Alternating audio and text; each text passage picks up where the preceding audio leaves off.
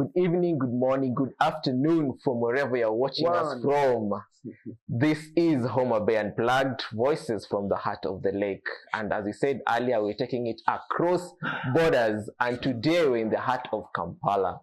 Yes, sir. Yeah, and you're meeting someone who's done amazing stuff in the art industry, in the music industry.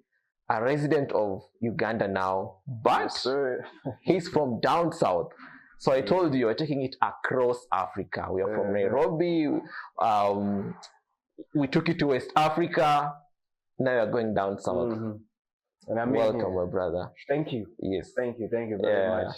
Yeah. Let me give a formal introduction. Yes, for sure. Yeah. So, my name is Mkolisi Ayanda Shope. Yo. And just like my fellow friend is saying right here, I'm the down south, but a resident of Kampala now. From Eswatini, I know you guys have many controversial thoughts about Swaziland, but yes, from the land of, you know. I think our favorite pastime when you go to Swaziland is the Reed Festival. Like that's every man's dream. That's what I get you the most. You're from Swaziland, so how is it like seeing you? My guy, it's like about that all of the time, you know. Do they normally walk like that on the streets? No. You know, okay. I've been getting a question quite a lot. So I want to say this straight for everybody so that you guys know. So yeah, for sure. In the streets, everybody's fully dressed. Like, oh really? Yeah, like it's actually a crime now to walk like that. Yeah. On the streets. Yeah. But when you're going for the traditional festivals, the rituals and whatnot, that's when it's allowed to do that culturally.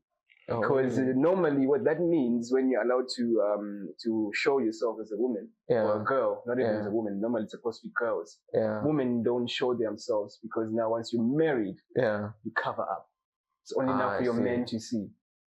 But now can you take like a few snaps from when they're going to the Reed Festival and they're like, haha, I have your... Do you know how many girls I've seen from classmates to people, friends, and all that, people who attend the Unplugged festival, basically, you know. Like, it became to a point to me where it's like, it's become normal. Yeah. It's become normal to see these type of things. And also for them, it's normal. They don't really get bothered because they know where they're watching and they know there's people who come there and watch them dance naked, you know. But it's a normal thing because most of the time you can get a wife from there. Yeah, you can pick a wife from there if you attend the festival. Actually, you can. And the king is supposed to be picking also, if you want. Oh, so it's like a proper hunting ground. Yeah, proper hunting. So does it like for like the pubs in there? Like, do you tell, like you've already seen the nudes for the chick during the Reed Festival, so from there on, do you even need like nudes to be sent? Yeah, that's the whole thing. How does the conversation usually go? Nudes now, on my terms, I don't see your nudes. I already scoped you, like I already know how you look like. So I just have to put that aside. Yeah. I know. It's cool. Yeah. I know how you look like in this way. Now I just want to know how you are in general as a person. Yeah. You know? Because some of them are psychopaths. Yeah. They might kill me for saying this, but some of you are psychopaths. Yeah. And you better know before we actually get deep into, you know, into other relationships. Yeah. Because if you don't know that person, you might find yourself with a couple of balls missing, or you've been poisoned, or those type of things. Because some of these girls are psychopaths. You know? They look beautiful and all of that. They look harmless. Yeah. It's crazy. Some of them are crazy. Some of them are crazy. Not all of them. Yeah. Some of them are crazy. So is this something that's inculcated in the culture that you all have to go through this like particular festival? Yeah. You know, so what happens if you're in love with a chick and then it's culturally that they're supposed to go through all that and then the king takes them from you? You can't do shit. Yeah. You can't do nothing. Yeah. Now if the king says, I want her. No one in the country can say no. Yeah. You know, even if, like, for instance, let's say I had a daughter. Yeah. And the daughter was of the right age, you know. Yeah. The king is like, you know, he's seeing her there, like, you know what? Even if my daughter was dating somebody else and it was actually serious, it wouldn't matter. Yeah. Once the king says, you. That's the one. Yeah, that's the one. Because he has the final word after all. It's his country. We're just residents in it. Yeah. And I saw there was also like a divorce kind of thing that happened in the kingdom. Like one of the was it like one of the kings? Like culturally, you're not required to divorce your wife. You either just forbid them to go to like a different kingdom or a different house or a different setup, but you can't legally divorce them. No, legally you can't, but you can take them back home.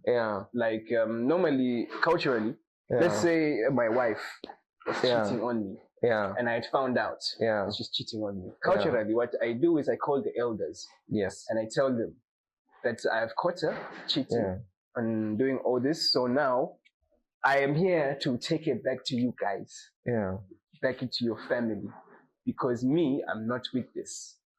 So it's not really like a divorce formally, how it is where you have to go to court and all of that. It's just now saying, I've had enough. And I want your family to know that. Pack your stuff and leave. Just like that. And I don't know if you're allowed to get your cows back because I've not been through that procedure and all that. If you do lobola. But I don't think you get your cows back because the damage has been done. Okay. Yeah, because I saw it. I don't know if it's in South Africa, which country, where, because I see here like the king burnt divorce across all regions. But now there was a king, I think his wife, it's even in court, like he divorced the wife, but now the wife has not agreed to go back because it's culturally it's not supposed to be there. So he's filed for divorce and then married another chick. And then I think the wife was the one who went to I'd say maybe let's say like nullify the wedding. But now he filed for divorce and then now married another one. Yeah. That's crazy. Yeah. It's been in the news for quite some time. I actually didn't know about that. Yeah, so amazing. So you can now like just take us back because I think the most interesting thing about Swaziland is that marriage of the Reed Festival. So now the Reed Festival really the Zulu divorce drama, South African, it's a Zulu it's a Zulu king. That's crazy. Anyways, back to the Reed Festival. The importance or the benefit of it. Really, what it does is it promotes virginity among girls, and it's supposed to make them feel pride in their virginity.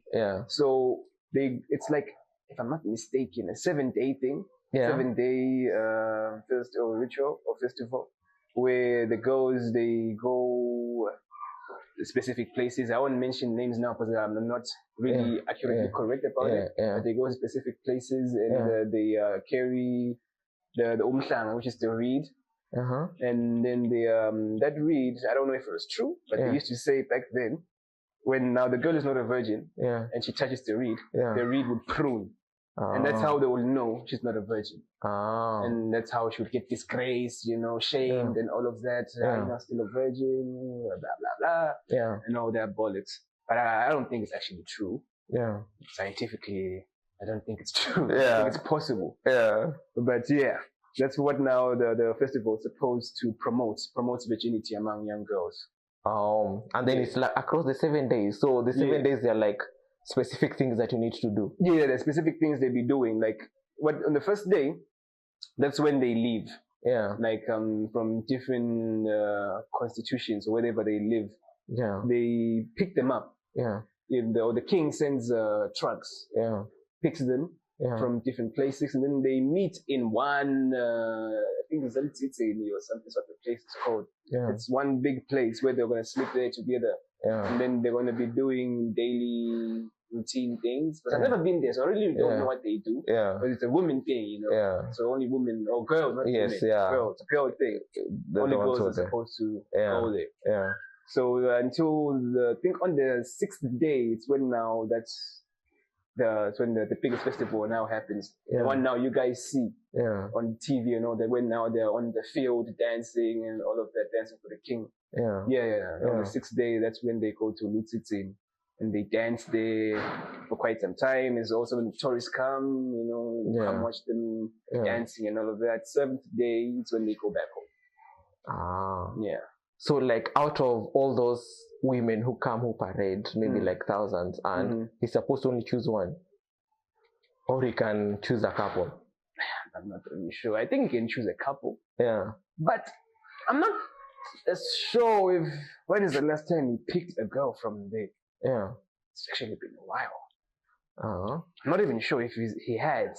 Because I'm not correct on all these things accurately. I'm not sure if he has, but I'm pretty sure previous kings have. I'm not sure if King Mswati has. And then it's like an annual festival. Yeah, it happens every year. So like every year, you get to have a new wife. Yeah, but it doesn't pick like every year. But now the latest wife is Jacob Zuma's daughter. Now that's the latest one. She wasn't part of the Umhlanga things. There was tycoon saying, "Come have my daughter" and all that type of thing. But some of the wives he gets doesn't necessarily get them from the Reed Festival. I don't know how he does his selection. But we just now hear from newspapers, the king is now taking another wife and so and so and so. And they become a princess, not a princess, become a, what do they call it in our local language? At the same time, I'm not accurately correct. So like royalty, they also now become royalty. Royalty, they become royalty. And just like that, the children that they will bear from there, also, they're just born in money after that. Just so much flipping money. Because the royal family basically controls the country. So that's why like everyone wants to have like a piece of that. If by some chance I can get a royal girl along me, my life will change. My life will change. If I can get a royal princess to become my girlfriend or my wife, my life will change. Like, it's automatic money. Just like that. Because those guys have serious cash. Wow, because they control like the entire economy and stuff. Because like I said, like country is his. We're just residents in the country. He can do whatever he wants anytime he wants to. That's why most of the time we listen to him and what he says. If he wants to come in, like, for instance, he wants to build where you have your house at. He can easily like kick you out. It's gonna compensate you. Give you like money he thinks is appropriate for that piece of land. And then he acquires it. So taking it back, how was it like growing up in Swaziland and then your upbringing? Well, my upbringing is very crazy. I come from a very religious family. Right? My father's a pastor. My mom is also very, very religious. So I have an elder sister and elder brother. I'm the youngest. The last born. I can remember just from the young days, I used to be in church a lot, Sunday school, youth, used to be doing all of that. My upbringing is now with friends. I would say my friends were the ones who led me sometimes to make bad decisions. Peer pressure. Not all of them. Peer pressure, growing up as a teenager and all of that. Adolescent stage. Adolescent really had me by the neck. What did it do to you? You don't want to know. I can't say these things. Right? But I did a lot. I did a lot. Give bits of it. Like when you are pretty caught. Crazy, I really did. I did a lot of things that time. Adolescents really had me. It really, really had me by the neck. Like you used to answer cases in school. Man.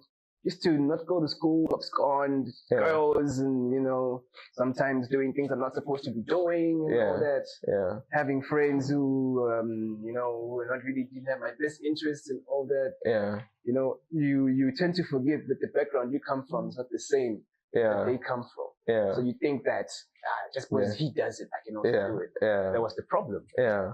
Yeah, and I had to deal with the consequences of that. Yeah. But it took quite some time for me to get my life back together, because I was going off the road by the time of around 2014, 2015. I was really derailing. I was going somewhere else. My parents were sick and tired of me and the things I was doing, you know, practically I'd given up. But I had to bring back my life in 2016 when I went to a different type of school. But I was going through private school, but then these guys were like 2016, man, I think private school was driving you crazy. So it took me to a government school, a public school. That's when my life changed. I had seen now things at a different perspective, different light. And also the people I was with, they were not your average people. You know, people, they were scary, man. Scary, the bullies, you know, like, in this type of schools, the bullies, they are more generous in private schools. In public schools, they're demanding, they're like saying, if you don't do this, no one will stop me from, you know, taking this shit. I want it. Because I remember some guy took my watch. A nice platinum watch. And I was there, I was like chilling. He's like, man, you got a nice watch. It's like, man, let me try to put it on my hand. I want to see how it looks. I'm like, cool. So by the time like they give it back, he puts me by the walls, like, this is my watch now, man. He leaves me and he goes. And I couldn't do anything. Even punishment from teachers. The teachers were afraid of him. So you can imagine. Teachers couldn't touch him. So when I went to that school, it was called Elangeni High School. It was called Elangeni High School. And Elangeni High School changed my life. You know? It changed my upbringing because I had started now becoming a bit mature. Understanding situations from two perspectives, seeing kids who went to private schools and public schools. Remember my friend I was sitting next to in the classes I was in. He was really a person who came from a family that was not really, you know, doing quite well. And he used to tell me that, like, there's one time he was like, you don't know how lucky you are that you even have your parents here. They bring you here, they give you money, you know, they fetch you from school every day. Me, where I'm coming from like putting the cows at the mountain. I had to walk to school, you know, all that. I didn't have money for uniform. Like, when he told me all of that, that's when I started seeing things from a different perspective. Stop being that spoiled brat, you know, that kid who thinks he deserves it all and all that. Upon hearing his story, I started like really, coming down to a perspective where now I was no longer big-headed. And he was also smart. So he used to help me in quite a lot of things, especially maths, because I suck at maths. I suck at maths, shit. So he was there on maths to help me most of the time. And that's how we started becoming friends and all of that. That school taught me how to toughen up. Taught me how to toughen up. But that's where I finished my high school from. Because in the other one, I got expelled, actually. Shit, I'm saying too much. I got expelled. I got expelled in the private school. There's guys that had enough of me, you know. And did they like give you a reason that you've been doing this? I can't say it. I can't say it. But, you know, they just had enough of me. Because I had passed, you know. I had passed. And they were like, passed but expelled. Find another school. And my parents were like, man, we're so tired of you, man. I think you need to go somewhere that's not familiar ground. Go somewhere that's not familiar ground. And upon going to that school is when my life changed for the better. Then how was your relationship now with your parents? They're like, you practically sent me away from home. I think now maybe someone might feel like a prodigal son. You're like how was the relationship with your parents coming from now this private school now going back to the public school. How is it now, the relationship now back home? Well, I kind of had no choice because it was a day school, né? Yeah. So every day I was coming back home. And like for them, they were like, man, you're lucky we're giving you a chance to even come home. Could have sent you to an elementary. You know, a fucking juvenile. You know, could have sent you there. So they deal with you. You're lucky actually coming back. You know, and all of that. Because it got into the point where nothing was working. Understand? Like nothing was really working. Play, nothing's working, you know. So it was just me now, save my own self. It was really me to save my own self. But I believe that was so crazy. Like also, like how is the religious space like in Eswatini? Like, cause there's more traditional kind of stuff, and then more religious stuff. Yeah. So the religion there is actually like super high. Especially Christianity. Like the only Muslims that are there are the Indians. I don't know if I'm mistaken. If I'm mistaken, they will correct me in the comments. But Muslims in Eswatini almost non-existent. When I started coming here in Kampala and seeing so many black Muslims, I was shocked. I didn't think it was actually there. I never knew it actually was like that. So like Christianity is one that thrives a lot there. And then also the traditional culture. Traditional culture is the one that it goes hand in hand actually. Because most people, I think not even most, everybody is a Christian. You know, everybody's a Christian, but also at the same time they're culturally affiliated. I see.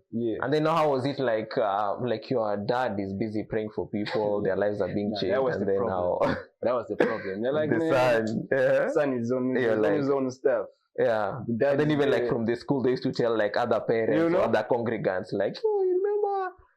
Hey, it was a problem, man. Because dealing with my dad becoming a pastor, because he became a pastor, I think around 2014, 2015, somewhere there. So now dealing with that, it's just something else. It was too much pressure, to be honest. Because now everybody was looking at me as that guy. You know, supposed to be a saint, supposed to be, you know, I can't do wrong and all of that. That was the pressure I didn't like, actually. You know, being a pastor's kid sometimes just comes with too much weight, you know, from the public, not just from your family. It's the public, the issue. The public, they see you as a person who cannot do wrong. When they see you, they see your father, you know. That's the problem. And they don't separate the lives. No, the two, So that was the issue that I had to really try and juggle at that time and actually deal with. And my dad, he also realized that he put us in a tight spot, man. You know, but we just had to go with it. Just had to go with it, deal with it, actually. And then the siblings, are there like any comparisons like between you and your siblings? What do you mean? Like in terms of like your siblings, maybe they're like high achievers, and then now you are like this. So So I think my sister's the smartest out of all of us. But she's a doctor. And she studied medical laboratory and all the genius stuff, you know. Now she's studying becoming a nurse. You know, she's just in the medical field. She's like the one who I think has the most high hopes at home. You know, they look at her differently from us because, you know, and also she's the only girl.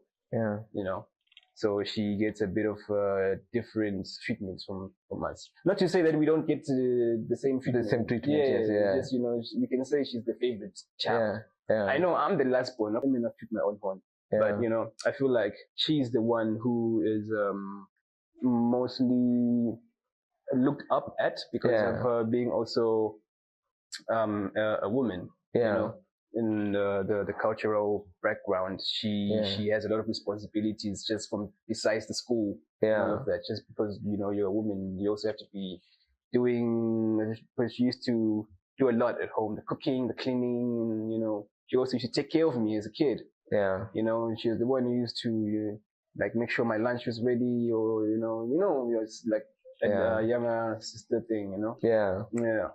So my brother now, eldest. Yeah. He's the one who I feel, is in control. Yeah. He's the man now. Yeah. You know what I'm saying? Like very, very old. I think he's like 30, 35, 36 maybe, if I'm not mistaken. Yeah. So he's around there. So now me being the last born, they always say, you're always getting spoon-fed, mama's little boy or daddy's little boy, And I was until I grew up. Yeah. And I was no one's boy now. No one's favorite little boy. Yeah. I was just a menace. Yeah. But that's when I also found music. Yeah. Yeah, that's during that time is when I also found music. I used to love rap, listening to rap music, listening to the Lil Waynes and all that. I used to listen to them. Yeah. But when I went deep to Flatbush Zombies, Joey Badass, New York type of sound. Yeah. That's when actually I didn't know it existed until I had to meet a specific type of friends. Yeah.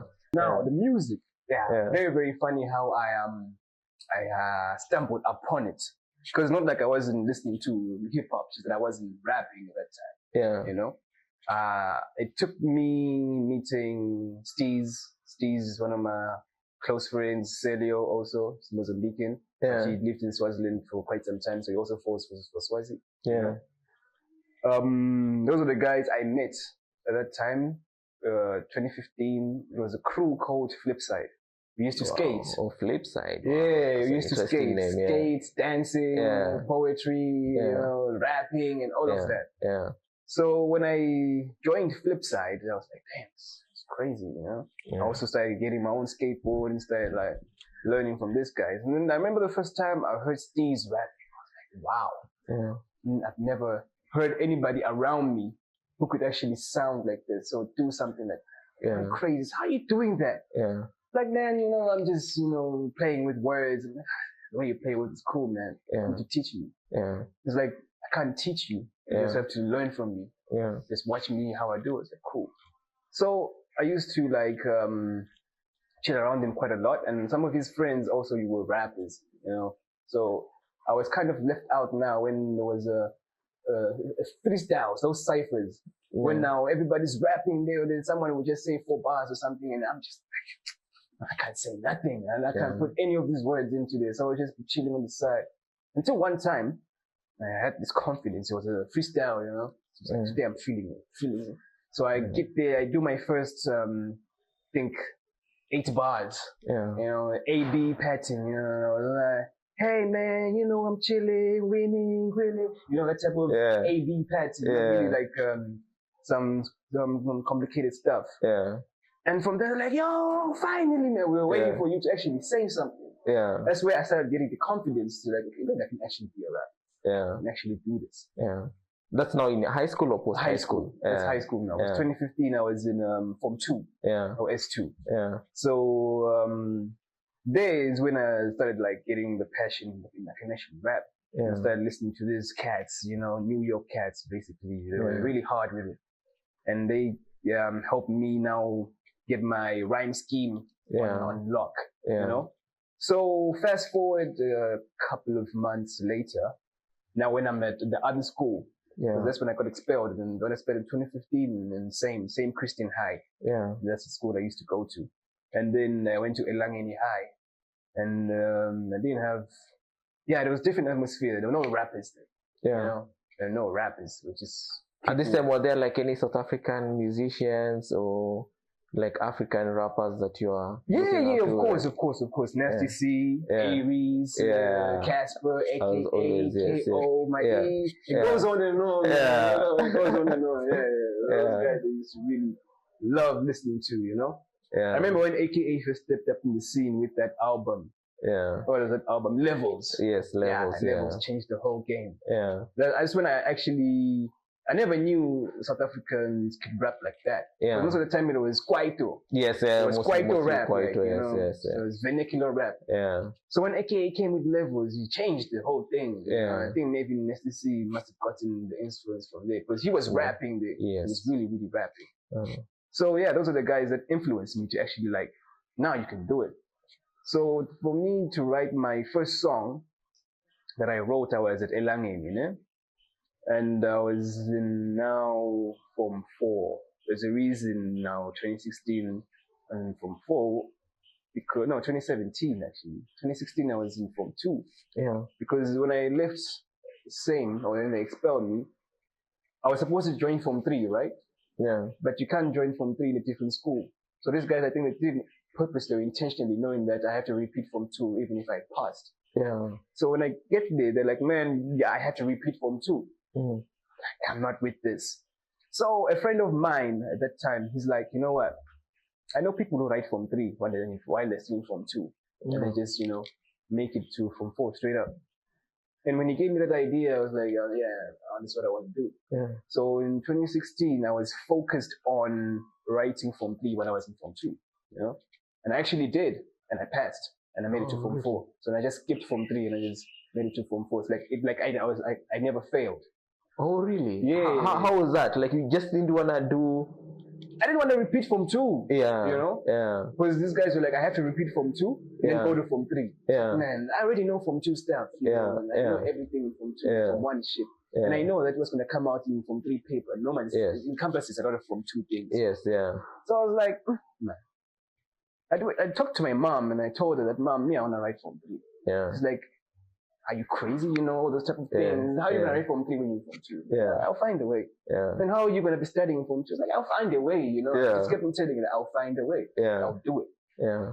Then, term 1, I did Form 2, but in term 2, now in Form 2, I was focused in Form 3 stuff. Yeah. Because term 3 is when these guys are writing. Yeah. So I wasn't normally in classes. Yeah. In Form 2, I was with some of the bigger classes in Form 3. Yeah. Trying to learn some things that I had not covered in Form 3. Yeah.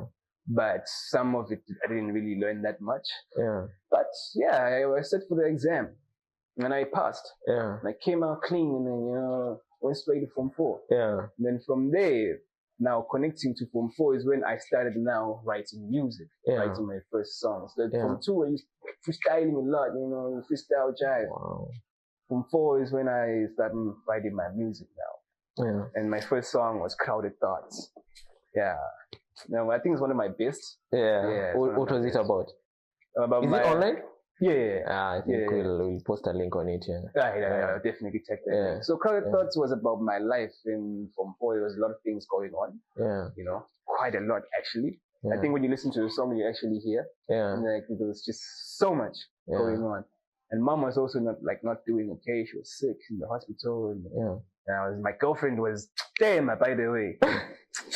My girlfriend also. You have to tell it about the girls, man. If you ever get to watch this episode. If you ever get to watch it, I'm talking about you here. Hey, the song was even about you. But anyway. What did she do?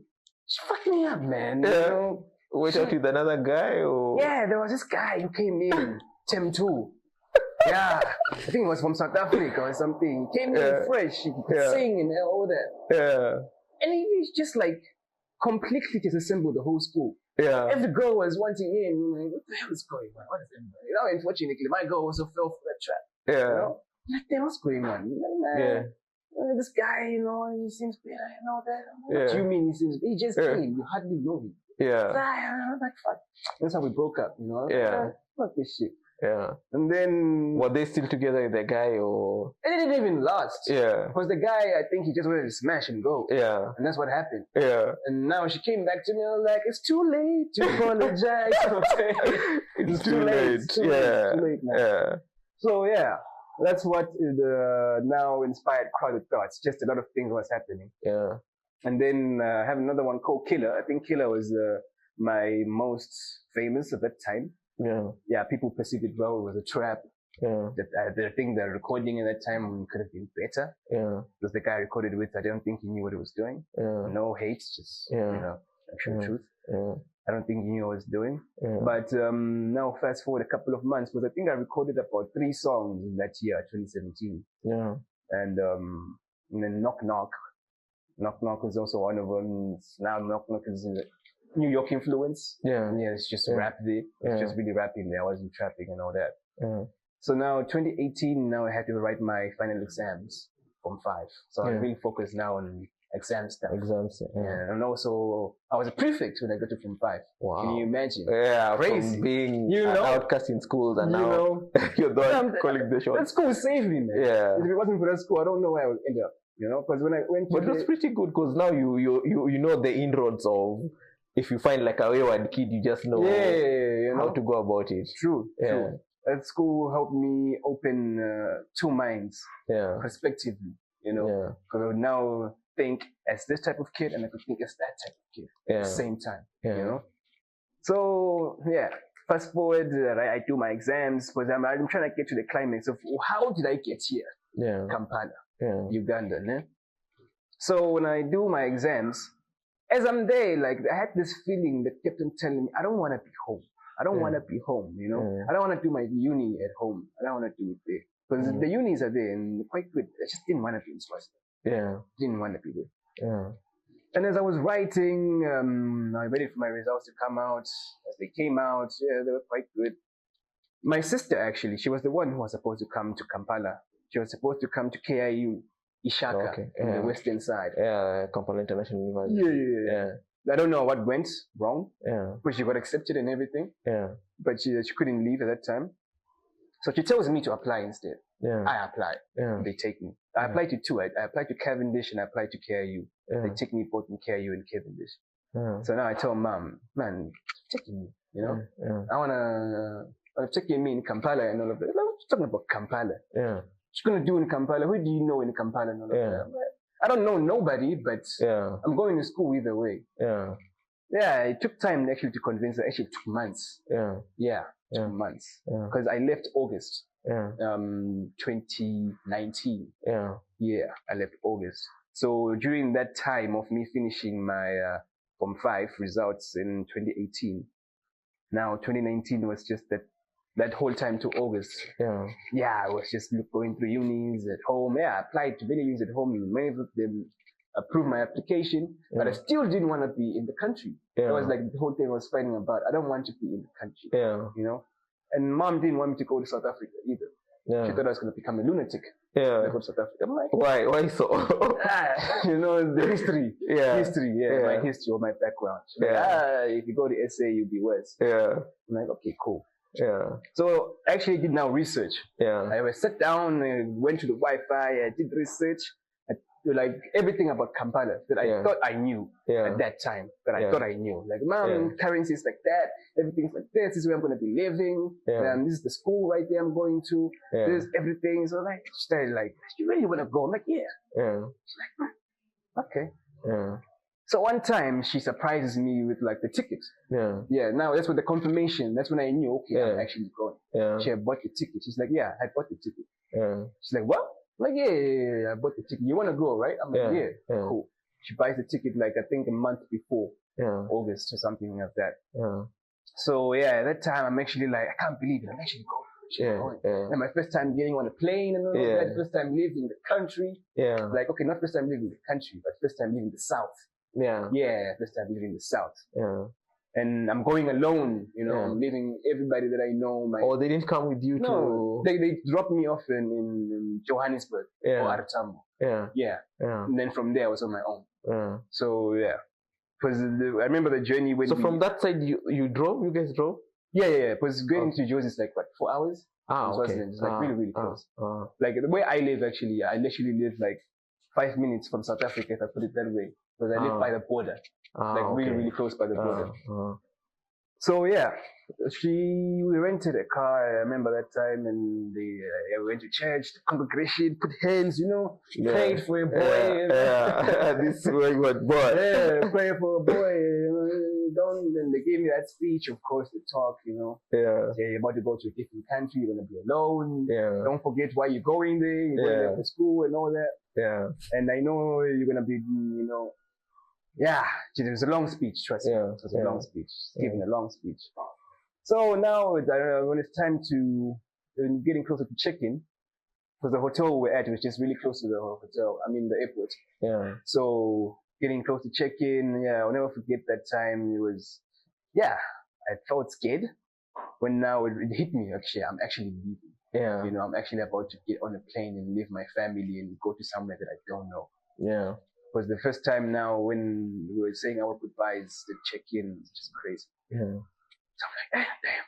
Yeah. It's really happening. It's really happening. Yeah. Get on that plane. I use Rwanda Air. Yeah. I don't really recommend it. It's an amazing airline. I don't. I've never used it again. So I used Rwanda Air that time, and those guys are very hostile at the airport. At least that's how I felt on my side. Also, you had to go through Rwanda before you... Yeah, to go through Rwanda, Kigali. We were there for like an hour, connected, then came back to Entebbe. Yeah, what happened? The guys were hostile, man. They were not friendly. Yeah. You know, the guys shout. And I think at that time, I was not used to seeing people with guns. Yes, yeah. It's a different thing here. Yeah, they have guns. They have guns everywhere compared to home. Yeah. You don't really see that as much. Yeah. So I was like, hey, man, this guy. I felt intimidated. Yeah. And he was also shouting, take off your shoes, take off your belt and all that, you know. Yeah. Take off your head. Yeah. They took most of my things that I can't mention here. Yeah. You know, but they took some of the things. You can't cross with this and all of that. Yeah. Fine. Yeah. So upon getting to now Entebbe, I was shocked. Yeah. You're like, what is this? Yeah. Okay. When I got to Entebbe, Entebbe, you know, didn't give the full vibe of Kampala. Yeah. Lied. So it was the first time seeing border guys and all that. Because we don't have borders and all this. All these border guys and all this. What's going on, man? Who's riding on this bike? So I didn't actually know it was a transport system that is being used like frequently. Yeah. So the first time I get to Kampala now, Kampala is when it's like, where the hell am I? Yeah. I've never seen so many people just moving. Yes. You know, and just borders. Borders and cars and everything. Yo, I was really like, where am I? Yeah. It took a while to actually like soak it in. Yeah. Like let it sink in. Maybe a couple of months for me to even get on my first border. Yeah. Because I was really skeptical. I'm not a person who loves bikes. I was really scared of bikes all my life. Yeah. But I realized I had to use a bike if I really want to get to where I'm going. Move around. Yeah. So it took a while. It took a while for me because I used to use taxis. Yeah. I'd rather use a taxi because I was really scared of that bike, man. Like, I was really terrified. Yeah. Until one day I had to be somewhere. Yeah. Not really sure where. Yeah. And I had to use a bike. Yeah. That day. Yeah. And this guy was like, man, I will pay for that judge. Yeah. Get on the judge because if you use a taxi, you're gonna take too much time. Yeah. Fine. Yeah. Should have seen me, bro. Holding on. Yeah, that happened to me here a couple of times. Screaming, and then they go like through alleyways, through traffic, to the wrong side. This guy wasn't even laughing at me, man. Like, always screaming. Yeah. Like, relax. I know what I'm doing. I'm like, are you sure? Because you're going on the wrong side, bro. Yeah. Like, eventually I got used to it.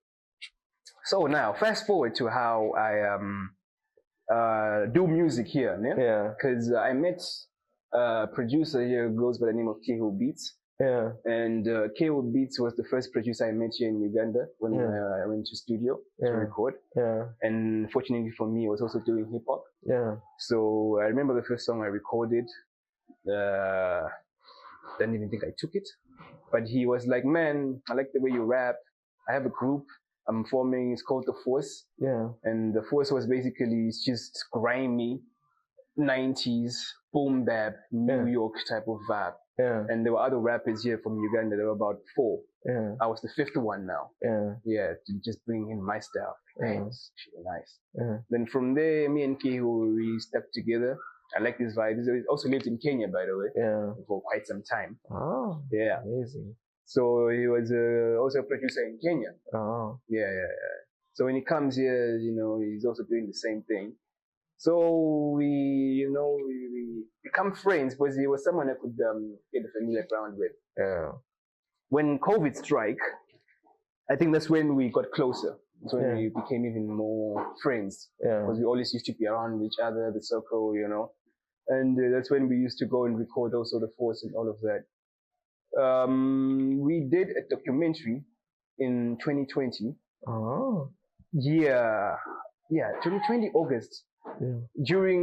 Funny thing about that, it was repatriation. I was about to getting a repatriation flight because like the skies were shut down, nothing was moving. Yeah. So I couldn't really go home. I was trapped here and everything. And there was no school because everyone was panicking. Yeah, remember COVID time? Oh yes, the COVID was. Yeah, we didn't know what the hell is going on. I wanted to go home. I was also panicking. Mom was like, chill, relax, just be safe, stay home and all that. The thing is, I was alone. That was the problem I had. I was alone. So until I went to Cahill and I went to be around him, we used to chill together now most of the time. So we had this idea to come up with a new wave UG. So new wave UG is practically like the new wave of rap in Uganda in terms of hip hop.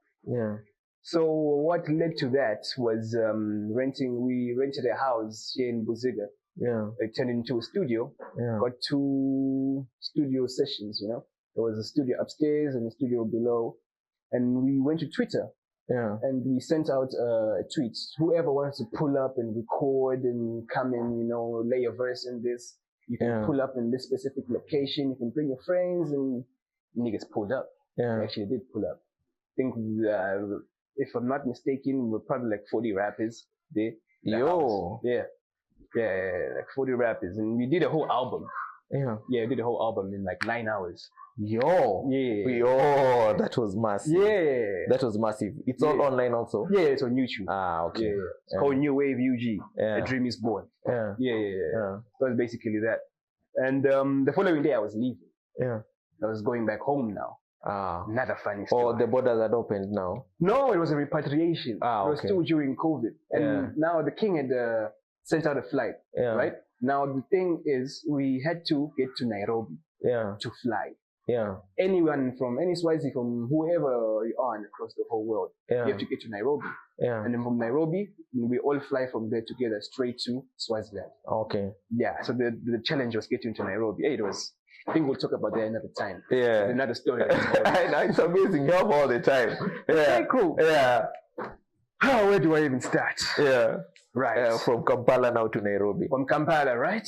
So, following day, we're leaving. Now we had to do COVID test and all that. So, had to come out negative first off. Even leaving here, I think the guy was went to Mulago. I'll expose guys now. Now we went to Mulago. That's where we did our test. And we were supposed to get them just a couple of hours later. But the guy now was like, yo, man, I know how bad you need this. And shit. I'm also hungry, man, So how bad do you really need it? So now we knew exactly what he wanted. Wanted money. So now we had to actually take out money. So that's when the bribing started. Take out money. We paid because we were like 6 Swazis in total. So all of us had to pay like 50K. 50 for each certificate. And then that's where it started. At the airport or? Just here in Kampala before we left. Before we left, because we had to get that certificate. Without that certificate, you can't cross the border. The COVID one. So we needed that. And it was also hard getting that. And then now we leave I think we left early morning around 6, going to Busia. Getting to Busia, we also had issues like, all of this, you guys can't cross. We don't know this repatriation thing. We're not informed of all of that. It was just problems. You have to go start making phone calls to other people to verify this information and all of that back and forth. Because we took about 3 hours there, just trying to like verify all this stuff. Till eventually they let us go. The journey now from Busia to Nairobi is the one that was crazy. Because of the roadblocks and stuff. Man, we're seeing people being beaten, soldiers were beating people left and right and all of that. Because we got there, it was going for midnight when we got there. And not to mention the accidents that were happening just left and right around us, And many accidents were happening along the road before we even got to Nairobi. Now when we got to Nairobi, we had this problem of curfew. We were already way above curfew. And we don't know where we're going. And we don't know where we're going to sleep. So now all of us are bickering in the car. Where the hell are we going? Now it was thanks to the driver. The driver had enough of our bullshit. It was like, yo, you guys, like, relax. Yeah. I'm going to take you somewhere. Yeah. And that's where we're going to go. Yeah. And I don't want to hear anything from anybody here because you guys don't know where you're going. Yeah. And it's curfew. You know, if it's cops catch us right now, we're in massive problem. Yeah. Massive problem. So he took us somewhere just close by the airport.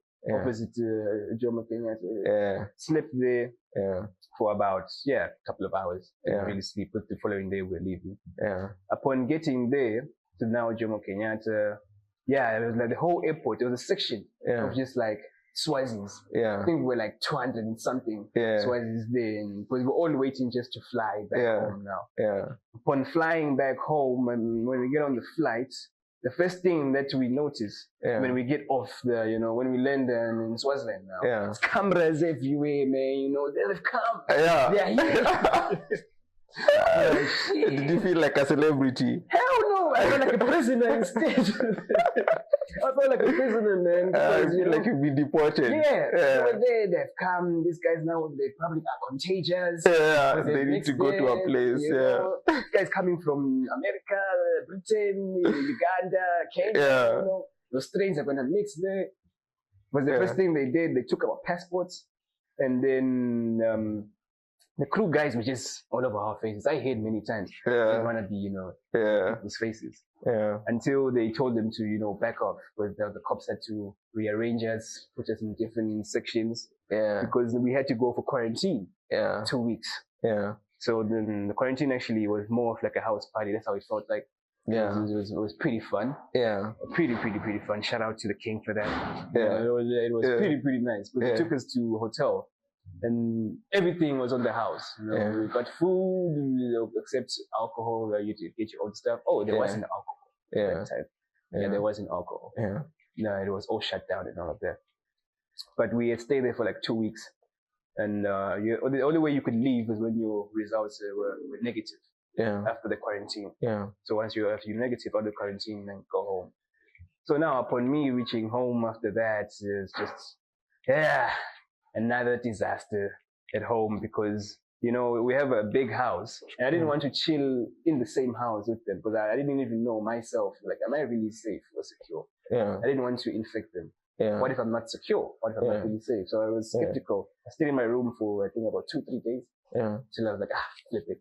They would have been sick by now if it's really happened. So that was around also, I think, August. Now, I had papers on January 2021 that I had to do just after New Year. So I had to come back immediately here. I had to come write my exams. And that's what brought me back now, which led to the audition that took me now into film.